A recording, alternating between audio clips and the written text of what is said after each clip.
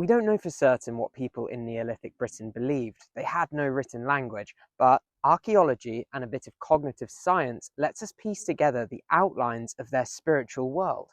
Now, this isn't guesswork or New Age fantasy. It's about being bold with evidence while admitting we'll never have every answer. Take burials, for example. Here at West Kennet and sites like Wayland Smith, people built monumental tombs, long barrows and chambered cairns that took thousands of hours to construct.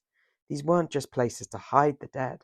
They were built to last, standing out in the landscape. Archaeology shows they weren't sealed and forgotten. Generations came back, performing rituals in and around these tombs. The dead remained part of the living community. This is what we call a cult of ancestors, something still found in many small-scale societies today. The sacred was also written into the wider landscape. Think of monuments like Avebury or Stonehenge, stone circles carefully aligned with the movements of the sun. Or further afield, Newgrange in Ireland, where the winter solstice sun floods its passage with light. These alignments weren't farming tools, they were symbolic, binding cosmic cycles of light and dark into stone. Were they there to appease a sun god, or were they simply a way to celebrate the passing year? We can't say for certain, but we know the sun was central to it all. And then there's the art. In Britain, we don't find figurines of gods or fertility idols like on the continent. Instead, we see abstract carvings, spirals, zigzags, concentric circles, cup and ring marks. We can't decide their exact meaning, but they were deliberate, symbolic, and often connected to monuments with solar alignments.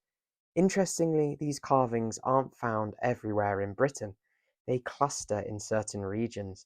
That suggests belief systems varied from place to place, rather than one unified Neolithic religion. And look where these monuments are built, on hilltops, beside rivers, near dramatic rock outcrops. In many societies studied today, people see these liminal places as alive with spirit. Rivers, stones, and trees aren't just things, they have agency. Psychologists think this stems from a human tendency to see intention in the world around us. Perhaps it's some kind of survival technique. In the Neolithic, that same mindset likely shaped how people experience their environment. So what did people in Neolithic Britain believe? Not a single neat system, but a patchwork. Reverence for ancestors, awe at the sun and the turning of the year, and a world alive with spirits and meaning. The names of their gods and the stories they told, they're lost forever. But the monuments they left behind still speak. They tell us that their world was alive, and they built it in stone to keep it that way.